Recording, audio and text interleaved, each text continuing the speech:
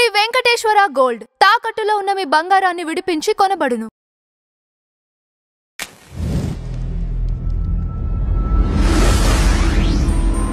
నమస్కారం సార్. నమస్తే అండి. మళ్ళీ ఇంకొకసారి వార్తల్లో నిలిచిన సమంత తెలుగు ఇంటికి కోడలుగా రాబోతుంది అని చెప్పేసి న్యూస్ వస్తుంది. అది న్యూసా, రూమర్సా, నిజం ఉందా? సమంత గారు ఎప్పుడు పాజిటివ్ గానే న్యూస్ లోకి వస్తున్నారండి, నెగిటివ్ గా ఎప్పుడు రాలేదు.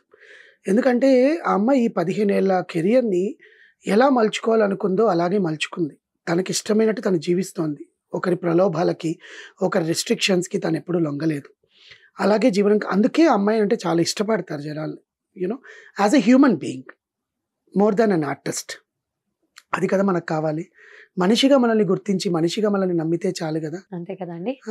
So and second thing is, Samantha పెళ్ళి చేసుకుంటుందా, వేరే వాళ్ళతో రిలేషన్లో ఉందా, ఇవన్నీ పక్కన పెడితే ముందు అసలు తన 1 year పెయిన్, అంటే ఎప్పుడైతే డైవర్స్ కన్ఫర్మ్ అయిన తర్వాత వాళ్ళ నాన్నగారు చనిపోవడము, ఆ అమ్మాయికి డిసీజ్ రావడము, సినిమాలన్నీ మధ్యలో ఆగిపోవడము, ఈ అమ్మాయిని సినిమాల్లో పెట్టుకుంటే ఈ అమ్మాయి డేట్లు ఇవ్వదేమో అని చెప్పి తెలుగు సినిమా వాళ్ళంతా ఆ అమ్మాయికి డేట్ల ప్రాబ్లం అవుతుంది, ఆ అమ్మాయిని కనుక్కోకుండా ఉండడము, ప్లస్ కథలు యూనో కొత్త వాళ్ళు రావడము, ఈ అమ్మాయిని కొంచెం she has chosen other world, బాలీవుడ్కి వెళ్ళడము, ఇంగ్లీష్ దాంట్లో చేయడము అండ్ వెబ్ సిరీస్ చేసుకోవడము.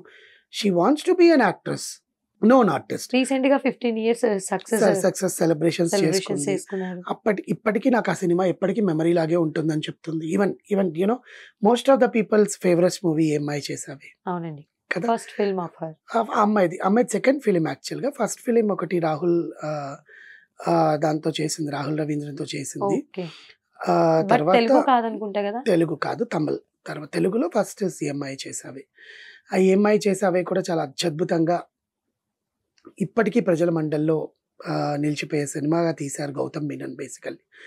సో ఇప్పుడు కూడా ఆమె ఒక ప్రొడక్షన్ కంపెనీ పెట్టుకొని ట్రాలాలా పిక్చర్స్ అని చెప్పి దాంట్లో నోన్ ఆర్టిస్ట్లని, కొత్త ఆర్టిస్టులకి అవకాశాలు ఇచ్చుకుంటూ మంచి టాలెంట్ని ఎంకరేజ్ చేస్తూ, ప్రొడ్యూసర్ ఫౌండేషన్ని పెట్టి చిన్నపిల్లలకి చూసుకుంటూ, బిజినెస్ ఉమెన్గా, ఆంట్రప్రీనర్గా ఒక సాకి world and secret chemistry and ఈ క్యామ్, ఈ 3 సంస్థలలో ఒక భాగస్వామిగా ఉంటూ and very well own self designed human.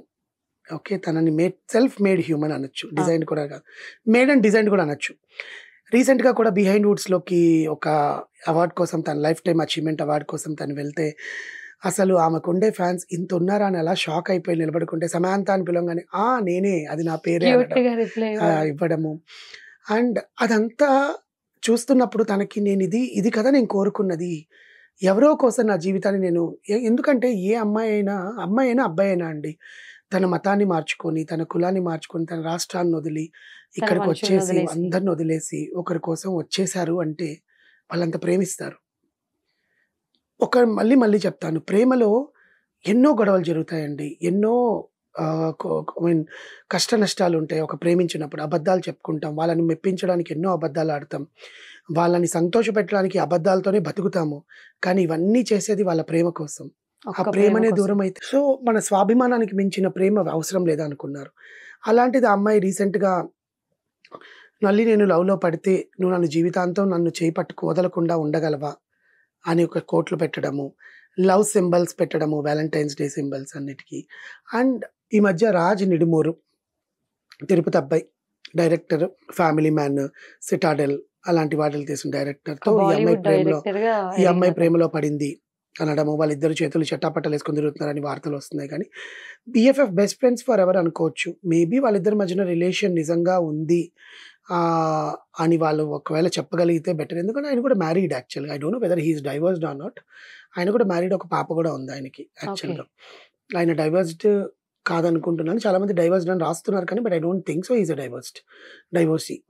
So maybe వాళ్ళిద్దరి మధ్యలో రిలేషన్ నిజమయ్యి అమ్మాయి, అతను లీగల్గా డైవర్సీ అయితే ఈ అమ్మాయి పెళ్లి చేసుకుంటే అమ్మాయి, ఆ సమంత జీవితంలో ఆనందాలు మళ్ళీ వచ్చినట్టే. ఆ ఫ్యాన్స్ అందరికీ సంతోషమే, ఎందుకంటే ఆమె లైఫ్ బాగుపడాలని ఎంతమంది కోరుకుంటున్నారు.